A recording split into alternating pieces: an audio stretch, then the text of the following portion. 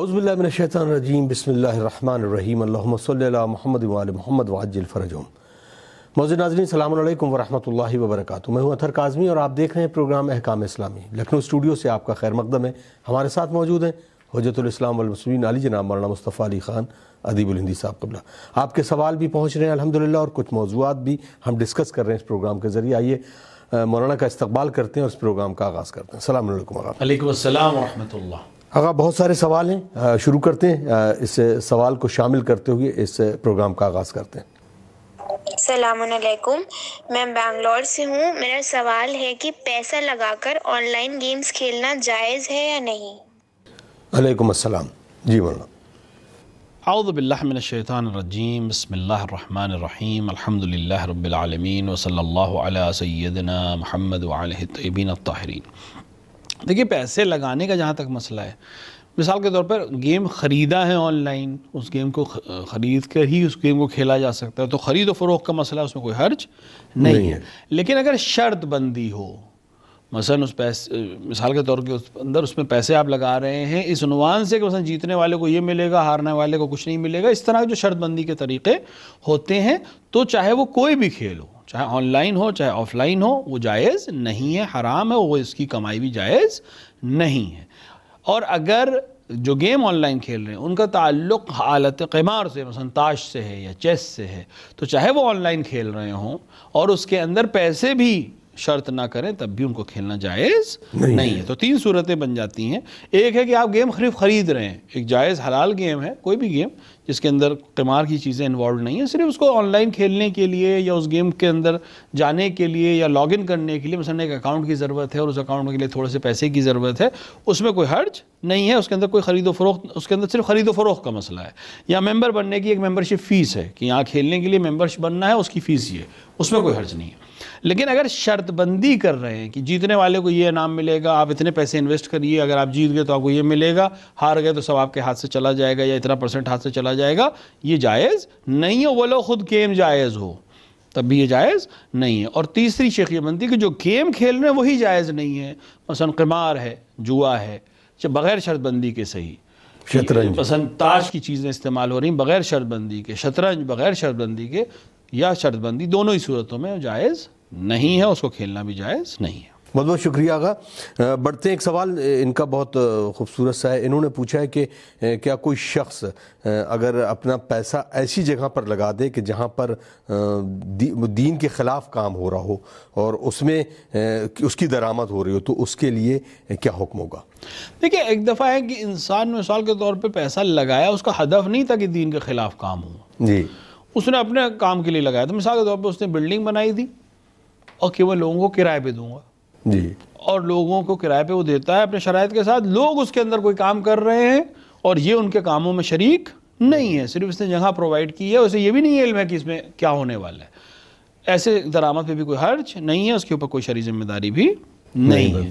لیکن اگر کوئی انسان انویسٹ کرتا ہے کسی بھی طرح سے، چاہے بلڈنگ بنائے چاہے فنڈز دے، اور اسے معلوم ہے کہ یہ فنڈز جو ہیں وہ استعمال ہوں گے دین کے خلاف، یا فساد کے برپا کریں گے یا فتنہ برپا کریں گے، تو پھر اس کی درآمد بھی صحیح نہیں ہے اور اس کا انویسٹمنٹ بھی صحیح نہیں ہے، یعنی وہ شریک جرم ہے، ساتھ ہی ساتھ وہ درآمد بھی حلال نہیں ہے۔ لہٰذا اس سچویشن کو میں دیکھنا پڑے۔ مثال کے طور پہ ایک انسان ہے، اس کے انگور کے باغات ہیں، ایک شخص اس سے انگور خریدنے آتا ہے، وہ انگور کی قیمت پہ انگور بیچ دیتا ہے۔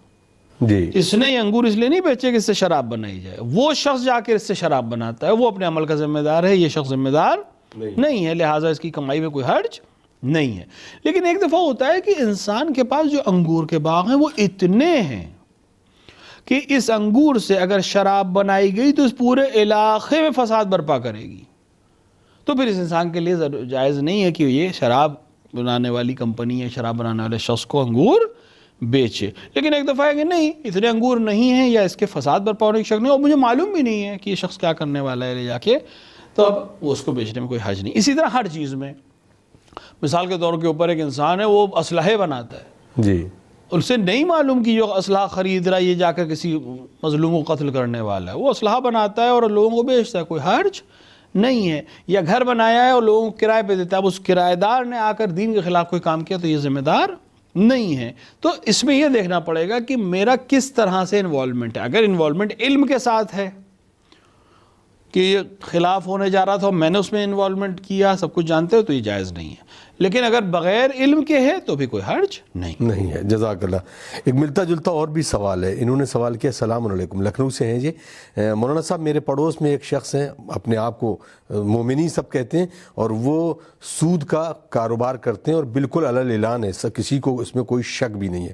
اور ان کے ہاں اگر روزہ افطار کی پارٹی کی جائے تو کیا اس میں شامل ہونا صحیح ہے یا آپ کے لیے اس میں کھانے میں کوئی حرج نہیں ہے؟ آپ کے لیے کوئی مسئلہ نہیں ہے. اگر آپ کو دعوت دی آپ جا کے کھا سکتے ہیں, آپ کے لیے وہاں کھانا میں کوئی حرج نہیں ہے. یہ ہے حکم شرعی. اب اگر اخلاقی حکم آپ ہم سے پوچھیں تو اخلاقاً آپ وہاں جانے سے پرہیز کریں. اگر آپ کے پرہیز کرنے سے دوسرے بھی متوجہ ہوں یا آپ کے جانے سے لوگ اس انسان کو بہتر سمجھنے لگیں یا اس کے اس فعل کو صحیح سمجھنے لگیں, یعنی آپ کا جانا اس کی شخصیت کو محترم کرتا ہو اور اس کے عمل کو تائید کرتا ہو, تو پھر آپ کو پرہیز کرنا چاہیے. لہٰذا بہت ڈیفرنٹ سچویشن ہر انسان کے لیے حکم شرعی بھی مختلف ہو جاتا ہے. ایک دفعہ کہ میرے جانے نہ جانے سے کسی کو کوئی فرق نہیں پڑتا, اس شخصیت کے اوپر بھی کوئی فرق نہیں پڑتا, اس کے عمل اور غیر عمل کے بھی فرق نہیں پڑتا, کوئی حرج نہیں ہے. ایک دفعہ کہ نہیں میرے جانے سے اس کے عمل کی تائید ہوگی, اس کے حرام کی بھی تائید ہوگی, تو پھر مجھے جانا نہیں چاہیے. ایک دفعہ کہ ایک شخص کی درآمد خمس, ایک درآمد جو ہے وہ کئی چیزوں سے ہے جی. مثلا وہ نوکری بھی کرتا ہے کہیں, اس کے بزنس بھی ہیں, اور علیاذن باللہ سود کا کاروبار بھی کرتا ہے. تو اب اگر اس کے یہاں کوئی دعوت ہے تو آپ کے لیے کوئی مسئلہ ہے ہی نہیں, کیونکہ آپ کے لیے ذمہ داری نہیں ہے تحقیق کرنا کہ یہ کھانا کس پیسے سے لیا گیا, آپ کے لیے اس کو کھانا جائز ہے. تو اس سچویشن کو دیکھتے ہوئے کہ اگر آپ کا جانا وہاں اس کے عمل کی تائید بنتا ہے, سود خوری کی تائید بنتا ہے, تو پھر آپ کو پرہیز کرنا چاہیے, وہ الا جانے میں کوئی حرج نہیں ہے. بہت بہت شکریہ. بڑھتے ہیں اگلے سوال کی طرف اور اس کو بھی شامل کرتے ہیں. السلام علیکم. میرا سوال یہ ہے کہ شادی شدہ خواتین اپنے کفارے کیسے ادا کریں؟ علیکم السلام. دیکھیے, اگر خاتون شادی شدہ ہے اور اس کے پاس کوئی درآمد نہیں ہے, ان کا ظاہراً سوال یہی ہے کہ درآمد نہیں, یعنی کیا شوہر کے اوپر اپنی زوجہ کے کفارے نہیں, شوہر کی کوئی ذمہ داری زوجہ کے کفارے کے سلسلے میں نہیں ہے, مگر یہ کہ وہ خود ثواب بنا ہو, مثلا روزہ توڑنے کا ثواب شوہر بنا ہو, تو پھر وہ شریک ہے اور اس کو کفارہ عورت کا بھی دینا پڑے گا. لیکن نہیں, خاتون نے خود روزہ نہیں رکھا, شوہر کی طرف سے کوئی ممانعت نہیں تھی, اس نے خود روزہ نہیں رکھا, خود روزہ توڑا یا کوئی ایسا عمل انجام دے اس کی وجہ سے کفارہ واجب ہو گیا, تو اس کی اپنی گردن کے اوپر. اب اگر وہ اتنا مال نہیں رکھتی کہ 60 لوگوں کو کھانا کھلا سکے, مال نہیں رکھتی کہ 60 لوگوں کو کپڑا پہنا سکے, اور طاقت نہیں رکھتی کہ 60 روزے ہر روزے کے عوض میں رکھ سکے, تو اس کے اوپر کفارہ کم ہو جائے گا. یعنی اگر 60 کو نہیں رکھ سکتی, 10 کو مثال کے طور کے اوپر 20 کو, یا جتنوں کو کھلا سکتی ہے, یا جتنوں کو لباس پہنا سکتی ہے, یا جتنے روزے رکھ سکتی ہے. اگر بالکل کچھ نہیں کر سکتی تو استغفار کرے اور اس کے اوپر کوئی ذمہ داری نہیں. اگر پیسے کبھی ہو جائے گا تو کفارہ دے گی. شوہر سے لے کے دینا یا شوہر کو دینا کوئی ضروری نہیں. ہاں البتہ اگر شوہر آ کے کہے کہ تمہارے کفارے میں ادا کر دوں گا, یہ پیسے لو ادا کر دو, تو اس میں بھی کوئی حرج نہیں. اگر شوہر دے دے اور اس کے بعد پیسے ہو جائے تو دے سکتی ہے. جزاک اللہ. ایک بھائی نے سوال کیا گورکھپور سے, مولانا صاحب السلام علیکم. وعلیکم السلام. کوئی شخص غیر مسلم تھا اور وہ مسلمان ہو گیا, پھر اس نے اپنا نام ایسا رکھا کہ جو دشمنان اہل بیت میں سے تھا, اس کے بعد وہ اہل تشیع یعنی شیعہ ہو گیا, تو کیا اس کو بار بار نام بدلنے کی ضرورت ہے؟ نہیں, بار بار نام بدلنے کی ضرورت نہیں ہے. اگر چونکہ اسلام نام سے نہیں چلتا ہے, اسلام عمل سے چلتا ہے. اگر کسی انسان نے دین اسلام کو قبول کیا اور اس اپنے نام کو مثال کے طور پہ غیر اسلامی نام تھا اس نے اسلامی کر لیا, البتہ کسی ایسی شخصیت کے نام پہ کر لیا جو مثال کے طور پر دشمنان اہل بیت میں سے تھی, اور بعد میں وہ مذہب حق کو پہچان گیا, تو اس کو بار بار نام چینج کرنے کی ضرورت نہیں ہے. البتہ اخلاقی طور پہ یا اس کو اگر مثال کے طور پہ برا لگتا ہو, چینج کرنے میں کوئی مسئلہ نہ ہو, کیونکہ بالاخره ایک بہت لمبا پروسیس ہے, قانونی کارروائی بہت لمبی ہو جاتی ہے, پاسپورٹ پہ نام چینجنا, ہر چیز پہ نام چینج ہونا. ایک کام وہ یہ کر سکتے ہیں کہ عرفیت اپنی مشہور کر لے, اس عرفیت کے ذریعے سے لوگوں سے کہا آفیشیل ڈاکیومنٹس پہ کوئی بھی نام ہو, وہ اپنی عرفیت چینج کر سکتا ہے، کوئی حرج نہیں ہے، لیکن شرعاً واجب نہیں ہے اس کے اوپر نام چینج کرنا، کیونکہ اگر ہم تاریخ میں مطالعہ کریں تو بہت سے نام آپ کو ملیں گے جو بہت اچھے ہیں لیکن کردار بہت خراب ہے، اور اس کے برعکس بہت سے نام ایسے ہیں جو بہت برے لگتے ہیں ظاہری طور پہ ہمارے سماج میں لیکن کردار بہت اچھے ہیں۔ تو اسلام میں معیار کردار ہے، لیکن اگر کسی وجہ سے بھی اس کو پسند نہیں آ رہا ہے کیونکہ اب وہ حقیقت کو جان گیا ہے اور اس کو اس نام سے تنفر ہو رہا ہے، بدلنا اگر اس کے لیے مسئلہ نہیں ہے بدل لے، نہیں اگر مسئلہ ہے بہت لمبا پروسیس ہے، اس کو نقصان ہوگا، پریشانی ہوگی، تو ایک عرفیت رکھ لے اپنے آفیشیل ڈاکیومنٹس پہ کوئی بھی نام ہو، روزمرہ کی زندگی میں کسی اور نام سے وہ استعمال کر سکتا ہے۔ آج کل ہمارے ملکوں میں ہوتا بھی ہے، اور بہت دفعہ تو ایسا ہوتا ہے کہ اصل آفیشیل نام کسی کو پتہ بھی نہیں ہوتا ہے، بچپن میں جو نام رکھ دیا گیا تھا پکارنے کا، لوگ سب اسی نام سے پکارتے ہیں، سارے معاملات اسی نام سے ہوتے ہیں، عام طور سے نکاح کے وقت یا پاسپورٹ بنتے وقت لوگوں کو پتہ چلتا ہے کہ کون سا نام ہے۔ تو اگر وہ چاہے تو ایک عرفیت اپنی رکھ کر اسی کو مشہور کر سکتا ہے، اور آفیشیل پیپرز پہ جو چل رہا ہے اس کو چلنے دے۔ اگر اب ایک سوال میرا اسی پہ ہی ہے، کیونکہ اگر وہ شخص عقد کرتا ہے اور وہ چاہتا ہے کہ مثلاً اس کی ولدیت میں وہ جو نام آئے گا غیر مسلم والا، اور وہ چاہتا ہے کہ میں اپنے والد کا نام اس میں شامل نہ کروں لوگوں کو بتانے کے لیے، کچھ اس طریقے کے مسئلے ہیں، تو کیا ابن عبداللہ کر سکتا ہے یا اس کو اپنے والد کا نام لینا ضروری ہے؟ دیکھیں، عقد میں نام لینا ضروری نہیں ہوتا ہے، جی، کیونکہ عقد ظاہر ہے کہ عقد میں وکیل جب عقد پڑھتا ہے تو وہ نام لیتا ہی نہیں، بہت کم ہے کہ وکیل آ کر اپنے موکل کا نام لے، اور ولدیت کے ساتھ تو بہت ہی کم ہے۔ تو البتہ احتیاط پہ لوگ کرتے ہیں تاکہ معلوم ہو جائے کون ہے۔ اگر مشخص ہے کہ اس آدمی کا عقد پڑھ رہا ہوں میں، اشارے کے ذریعے جی کہے تو موکلی حاضہ، میں اپنے اس موکل کا مثلا تو موکلہ سے پڑھ رہا ہوں یا فلاں خاتون سے پڑھ رہا ہوں، کافی ہے، نام لینا ولدیت کا استعمال کرنا عقد میں شرط نہیں ہے۔ چلیے، بہت بہت شکریہ، بڑھتے اگلے سوال کی طرف اور اس کو بھی شامل کرتے ہیں پروگرام میں۔ السلام علیکم مولانا صاحب، ایسی عورت جس کو ڈاکٹر نے منع کیا ہو، حاملہ عورت جس کو ڈاکٹر نے روزہ رکھنے کے لیے منع کیا ہو، تو اس کے لیے کیا حکم ہے، وہ کیا کرے؟ علیکم السلام۔ جی مولانا۔ دیکھیے، اگر کسی بیماری کی وجہ سے ڈاکٹر نے منع کیا ہے تو اس کے اوپر روزہ نہیں ہے، البتہ دو شرطوں کے ساتھ۔ ایک یہ شرط ہے کہ وہ ڈاکٹر جس نے منع کیا وہ واقعاً اپنے فن کا ماہر ہو، دوسرا یہ کہ ثقہ ہو، یعنی اپنے ہی نظریے کو پیش کر رہا ہو۔ کبھی کبھی ہوتا ہے کہ انسان ڈاکٹر ہے لیکن نظریہ وہ کہنے سننے یا اس مریض کے کہنے پہ کہہ دے رہا ہے کہ ٹھیک ہے روزہ نہ رکھیے، نہیں، اس کا مثلا خود اس کا یقین یہ ہے کہ روزہ رکھے گی تو کوئی پریشانی نہیں ہوگی، لیکن مریضہ کہہ رہی ہے کہ اگر آپ منع کر دیں گے تو ہم نہیں، وہ کہہ دے ہاں آپ نہ رکھیے، لیکن اپنی اس کی رائے نہیں ہے۔ تو معلوم نہیں، یہاں پہ معلوم ہے کہ میں نے نہیں کہا، خود ڈاکٹر کا نظریہ یہ ہے، اس کا اپنا نظریہ یہ ہے، اور وہ اپنے فن کا ماہر ہے، ایکسپرٹ ہے، اور وہ کہہ دے تو آپ کے لیے حجت ہے، آپ روزہ نہیں رکھیں۔ اب اگر وجہ جو ہے وہ ڈاکٹر کے کہنے کی جو وجہ تھی وہ بیچ میں ختم ہو جائے، مثلا رمضان کی 10 تاریخ کے بعد طبیعت ٹھیک ہو جائے، ڈاکٹر نے کہا اب آپ روزہ رکھ سکتی ہیں، یا خود اطمینان ہو جائے کہ اب میرے اندر پریشانی ہے میں روزہ رکھ سکتی ہوں، تو باقی روزے اس کے اوپر رکھنا واجب ہو جائے۔ لیکن جیسے کہ سچویشن اگر حاملہ والی ہو، جو ہم لوگ پہلے بھی کئی دفعہ سوال آ چکا، اگر حمل کی وجہ سے ڈاکٹر نے منع کیا ہے یا خود یہ خاتون اس نتیجے پہ پہنچی ہے کہ حمل کو نقصان ہو سکتا ہے یا مجھے نقصان ہو سکتا ہے، پرورش میں نقصان ہو سکتا ہے، تو اس کے اوپر روزہ نہیں ہے، اور یہ فدیہ دے گی۔ فدیہ یعنی ہر روزے کے عوض میں 750 گرام گندم یا جو فقیر کو دے گی، ایک ہی انسان کو کئی فدیے بھی دیے جا سکتے۔ اب اگلے ماہ مبارک رمضان تک اگر یہ فارغ ہو گئی اور اس کے صحت مل گئی، اس نے روزے رکھ لیے، تو ایک ہی فدیہ کافی ہے، اور اگر اگلے ماہ مبارک رمضان تک روزے نہیں رکھ سکی تو اس کو 2 فدیے دینے پڑیں، یعنی ایک اور فدیہ دینا پڑے گا، اور پھر اس کے اوپر سے روزہ ساقط ہو جائے گا۔ بہت بہت شکریہ آقا۔ محمد عالم صاحب لکھتے ہیں، یہ السلام علیکم مولانا صاحب، سفر کے لیے جو روزے کی کنڈیشن ہے، اگر کوئی شخص اپنے وطن جا رہا ہو تو اس کے لیے صبح میں کس وقت نکلنا ہو کہ وہ اپنے وطن پہنچ جائے اور اس کا روزہ صحیح و سالم ہو رہے؟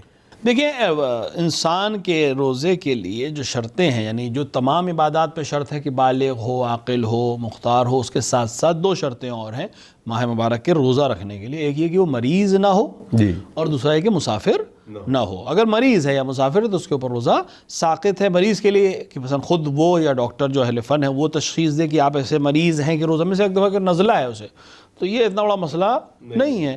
ایک دفعہ کہ نہیں بھئی مسئلہ ڈائبٹک ہے، 12 گھنٹے 13 گھنٹے پیاسا نہیں رہ سکتا یا بھوکا نہیں رہ سکتا. ایک دفعہ کڈنی کا پیشنٹ ہے, دن میں اس کو دوا لینی ہے. ہارٹ کا پیشنٹ ہے, دن میں دوا لینی. تو یہ الگ الگ بیماریوں کی وجہ سے الگ الگ احکام ہو سکتے ہیں. لیکن اگر ایسا مریض ہے کہ دن میں اس کے لیے روزہ رکھنا ممکن نہیں ہے تو اس کے اوپر روزہ نہیں ہے. اسی طرح مسافرت میں روزہ قصر ہے ان شرطوں کے ساتھ کہ اولاً سفر 8 فرسخ تقریباً 44 کلومیٹر آنے جانا ہو. بس اگر سفر ایسا ہے کہ وہ 44 کلومیٹر تک نہیں جائے گا, ولو مسافر کا ہے لیکن 20 کلومیٹر کے بعد کوئی بستی ہے وہاں تک جانا ہے لوٹ کے آنا ہے, اس کے اوپر روزہ قصر نہیں ہے, نماز بھی پوری پڑھے گا, روزہ بھی رکھے گا. دوسرے کہ نہیں اس کو علم ہے کہ میں 44 کلومیٹر آنا جانا کروں گا اور میں ظہر سے پہلے ہی مجھے سفر کرنا ہے, تو اس انسان کا روزہ قصر ہو جائے گا, نماز بھی قصر ہو جائے گی, بعد میں روزے کی قضا کرے گا. اب جہاں تک ان کا سوال ہے, اگر یہ وطن جا رہے ہیں یا کسی ایسی جگہ جا رہے ہیں جہاں 10 دن رکنے کا ان کا ارادہ ہے, مثال کے طور پہ ایک انسان اپنے وطن سے, جیسے ہم لوگوں کے ساتھ اکثر یہ ہوتا ہے کہ مثال کے طور پہ اپنے وطن سے ہمیں نکلیں اور ہم مثال کے طور پہ عشرہ پڑھنے, رمضان کے آخر کا عشرہ پڑھنے ایک شہر جا رہے ہیں, تو ہم اس طرح سے چلیں. یہ شخص جو اپنے وطن جا رہا ہے یا کسی ایسی جگہ جا رہا ہے جہاں 10 دن رکے گا, تو اس طرح سے سفر کرے کہ ظہر سے پہلے اس جگہ پہنچ جائے.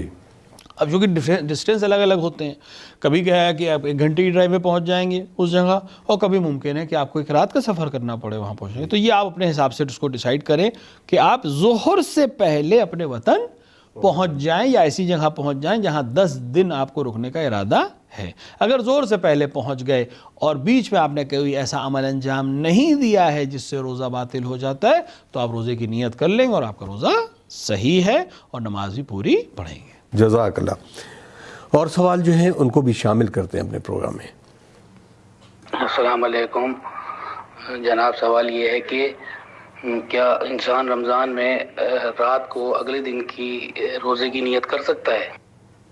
جی علیکم السلام ورحمۃ اللہ.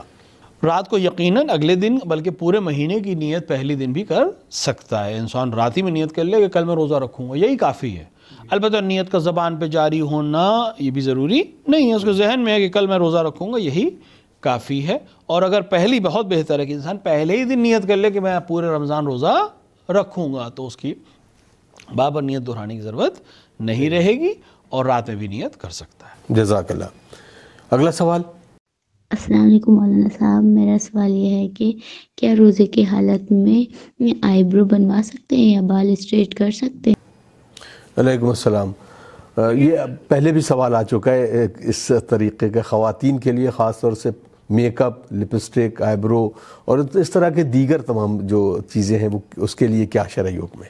کوئی دیکھیں جو چیز جائز ہے اور روزے کے مبطلات میں سے نہیں ہے, جو معلوم ہے ہمیں کہ یہ چیزیں باطل کرتی ہیں روزے کو, تو اس پہ کوئی حرج نہیں. آئی برو بنوانا چاہے, بالوں کو صحیح کرانا چاہے, کٹوانا چاہے تو کٹوانے میں بھی کوئی حرج نہیں ہے. البتہ مونڈنا بالوں کا خواتین کے لیے حرام ہے. لیکن اگر بالوں کو تھوڑا سا ٹرم کرنا ہے, تھوڑا سا چھوٹا کرنا ہے, یا اس کو اسٹریٹ کرنا ہے, یا مختلف کام جو خواتین اپنے بالوں کے ساتھ کرتی ہیں, ان میں سے کوئی بھی عمل انجام دینا ہے وہ روزے کی حالت میں بھی کیے جا سکتے ہیں, روزے پہ کوئی حرف نہیں آئے گا. یا میک اپ کرنا چاہتی ہے تب بھی کوئی حرج نہیں ہے, اس میں سے کوئی کام اس کے روزے کو باطل نہیں کرے گا. صرف اس چیز کا خیال رکھیں کہ اگر آپ یہ میک اپ کر رہی ہیں یا مثال کے طور پہ بن رہی ہیں, سنور رہی ہیں, تو نامحرم کی نگاہ آپ کی چہرے کے اوپر نہیں پڑھنی چاہیے. اگر پڑھتی ہے تو وہ حرام میں آپ مبتلا ہو رہی ہیں, وہ بھی حرام میں مبتلا اور آپ بھی حرام میں مبتلا ہو رہی ہیں. البتہ اگر پڑھ جائے تب بھی روزہ باطل نہیں ہوگا, روزہ اپنی جگہ پہ صحیح رہے گا, لیکن اس نے ایک گناہ انجام دیا ہے اور جس کا سوال خدا کر سکتا ہے. جزاک اللہ. منور عباس صاحب کا سوال ہے. السلام علیکم مولانا صاحب, اپنی اولاد کو آنکھ کرنے کا کیا طریقہ ہے؟ کیا واقعی میں اس کے لیے کوئی گواہ یا کسی عالم دین کا ہونا ضروری ہے, یا اپنے زبان سے کہہ دے, دہرا دے تو بچہ آنکھ ہو جاتا ہے؟ دیکھیے اولاً آنکھ یہ جو مشہور ہے, اس طرح سے آنکھ اسلام میں واقع نہیں ہوتا ہے. آنکھ اپنے آپ ہو جاتا ہے بچہ اگر وہ حقوق والدین کو ادا نہ کرے. لہٰذا حقوق والدین کہلاتا ہے, یعنی جو ایسا عمل انجام دے جو والدین سے کٹ جائے. اپنے آپ کٹ جائے. لیکن ایک انسان جو ہمارے یہاں آج کل رائج ہے کہ مثال کے طور پہ میں نے آنکھ کر دیا اور مثال کے طور پہ سرکاری دستاویز میں دے دیا یا پیپر میں دے دیا, یہ سرکاری احکام کے لیے تو جاری ہو جائے گا لیکن شرعی احکام میں جاری نہیں ہوگا, اور اس کو وراثت سے بھی بے دخل اس طرح آسانی سے نہیں کیا جا سکتا, مگر یہ کہ یہ جا کے حاکم شرع سے اجازت لے کر اس کام کو انجام دے, اور وہ حاکم شرع سچویشن کو دیکھتے ہوئے صحیح مشورہ آپ کو دے گا. وَإِلَّا خود اس طرح سے کہہ دینا کہ میں نے آنکھ کر دیا, اس کی کوئی شرعی حیثیت نہیں ہے. جزاک اللہ. اگلا سوال بھی شامل کرتے ہیں اس پروگرام میں. السلام علیکم مولانا صاحب, میرا سوال یہ ہے کہ یہ مشہور ہے کہ روزے میں کوئی انسان سرما نہیں لگا سکتا ہے, خوشبو نہیں لگا سکتا ہے اور سر میں تیل نہیں لگا سکتا ہے, تو اس کے پیچھے کیا حکم ہے؟ علیکم السلام ورحمۃ اللہ. دیکھیے وہ علت کی بات آ جاتی ہے, کچھ چیزوں کی آدمی ضرور پوچھتا ہے کہ اس کی وجہ کیا ہے. پہلی چیز اس کی وجہ مس انفارمیشن ہے, کیونکہ یہ تمام چیزیں روزے میں جائز ہیں. اگر آپ کسی عالم سے پوچھتے یا وابستہ رہتے یا احکام اسلامی کتاب پڑھتے تو آپ کے لیے پریشانی نہیں آتی. مشہور لفظ بھی غلط ہے, یہ مشہور نہیں ہے, اس کے خلاف مشہور ہے. اگر آپس میں رائج ہے, روزمرہ کی باتیں ہیں, لوگوں کے درمیان ہے, تو وہ کوئی حجت نہیں. لوگوں کے درمیان مشہور ہونے سے حکم شرعی بدل نہیں جائے گا. اگر کوئی نماز بدعت ہے تو چاہے پوری قوم اس کو پڑھ لی تب بھی وہ بدعت ہی رہے گی. اسی طرح اگر مشہور ہے کہ مثال کے طور پہ سر پہ تیل نہیں لگا سکتے, نہیں, آپ سر پہ تیل لگا سکتے ہیں, سرما بھی لگا سکتے ہیں, آنکھوں میں مثال کے طور پہ دوا بھی ڈال سکتے ہیں, بشرطے کہ اس کا مزہ دہن تک نہ پہنچے. اگر دہن تک مزہ پہنچ رہا ہے تو کراہت ہے, یعنی روزہ پھر بھی صحیح رہے گا. لہٰذا بال کٹوانا, مثال کے طور پر اپنا فیشیل کرانا, یا مثال کے طور کے اوپر سر میں تیل لگانا یا نہانا, ان میں سے کسی چیز سے بھی روزہ باطل نہیں ہوتا. یہ سارے کام انجام دیے جا سکتے ہیں, اور خداوند عالم نے جن چیزوں کو روزے میں منع کیا بس انہی سے پرہیز کرنا ہے. یعنی انسان کو کھانا ہے, پینے, مثال کے طور پر ازدواجی تعلقات قائم کرنے, یا اپنے ساتھ استمنا یعنی اپنے ساتھ کوئی ایسا عمل کرنا جس کی وجہ سے منی خارج ہو, اس سے پرہیز کرنا ہے. سر کو پانی میں ڈبونے سے پرہیز کرنا ہے. گاڑھے غبار کو دہن تک پہنچنے سے روکنا ہے. خدا اور رسول اور پیغمبر کی طرف جھوٹ کی نسبت دینے سے اپنے آپ کو روکنا ہے. قے سے اپنے آپ کو روکنا ہے. انیمیا لینا, اس سے شریعت نے منع کیا. ان کے علاوہ جو چیزیں ہیں ولو وہ حرام ہی کیوں نہ ہوں, لیکن اس سے روزہ باطل نہیں ہوگا. باقی جو جائز چیزیں ان سے تو کوئی مسئلہ ویسے بھی نہیں. بہت بہت شکریہ. تو ناظرین, بہت ساری چیزیں ہم خود بخود کسی مس انفارمیشن کے ذریعے اپنے ذہن میں بنا لیتے ہیں اور اس کو ہی دین سمجھنے لگتے ہیں. ہمیشہ اس بات کی, اس پروگرام کے ذریعے آغا نے بھی بتایا کہ اس طرح کی چیزوں کو صحیح طریقے سے, صحیح انفارمیشن صحیح سورس سے لینا ضروری ہوتا ہے. بڑھتے ہیں اگلے سوال کی طرف اور اس کو بھی شامل کرتے ہیں پروگرام میں. السلام علیکم مولانا صاحب, میرا سوال یہ ہے کہ اگر کوئی شخص رمضان کے قضا روزوں کو انجام دینے میں تاخیر کرتا ہے تو اس کا کیا حکم ہے؟ علیکم السلام. اگر رمضان کے قضا روزے میں تاخیر کرتا ہے, اس سے مراد یہ ہے کہ اگلا ماہ مبارک آ جائے. اس سال کے روزے چھوٹے تھے, اگلا رمضان آ گیا, اس نے روزے نہیں رکھے, رکھ سکتا تھا نہیں رکھے, تو اسے کفارہ تاخیر دینا ہوگا. ساتویں روزے کی قضا تو رکھنی ہی ہے, لیکن کفارہ تاخیر بھی دینا ہوگا. اور البتہ اگر یہ کئی برس تاخیر کر دے تب بھی کفارہ جو تاخیر کا وہ ہر سال بڑھے گا نہیں, وہ ایک ہی بار دینا ہوگا, لیکن روزے کی قضا اس کی گردن پر باقی رہے گی. بہت بہت شکریہ. ناظرین, آپ دیکھ رہے تھے پروگرام احکام اسلامی. حسینیہ قائمہ خاتون لکھنؤ سے آپ سے مخاطب تھے, اور امید کرتے ہیں کہ آپ اپنے دیگر سوالات بھی ہم تک ضرور پہنچائیں گے. ہمارے یوٹیوب سیگمنٹ میں جا کر ہمارے چینل کو سبسکرائب کریں اور بیل آئیکن اس لیے دبا دیں تاکہ آپ کو نوٹیفیکیشن ملتے رہیں دیگر اور پروگرام کے لیے بھی, اور ہمارے ویڈیوز کو زیادہ سے زیادہ شیئر کریں. ناظرین, ایک اور گزارش ہے کہ اس طرح کے پروگرام بنانے میں ہمیں آپ کے تعاون کی اشد ضرورت رہتی ہے, اور ہم امید یہ بھی کرتے ہیں کہ آپ ہمیں اپنے تعاون سے ضرور نوازیں گے تاکہ ہم اس طرح کے اور دیگر تعلیمات معصومین کی ترویج اسی طرح کرتے رہیں. اور دیے گئے ڈسکرپشن پر جو بینک کی ڈیٹیلز ہے, آپ اگر کسی بھی کنٹری میں اس کے بینک ڈیٹیل نیچے ڈسکرپشن پہ آ رہے ہوں گے, آپ اس پر رابطہ کر کے یا ہمارے دفتر کے ذریعے رابطہ کر کے ہمیں رقم شرعی یا دیگر رقوم آپ ہم تک پہنچا سکتے ہیں. ہمیں دیجیے اجازت, انشاءاللہ اگلے ایپیسوڈ میں کچھ اور سوالوں اور موضوعات کے ساتھ حاضر خدمت ہوں گے. والسلام علیکم ورحمۃ اللہ وبرکاتہ. اللہم عجل لولیک الفرج.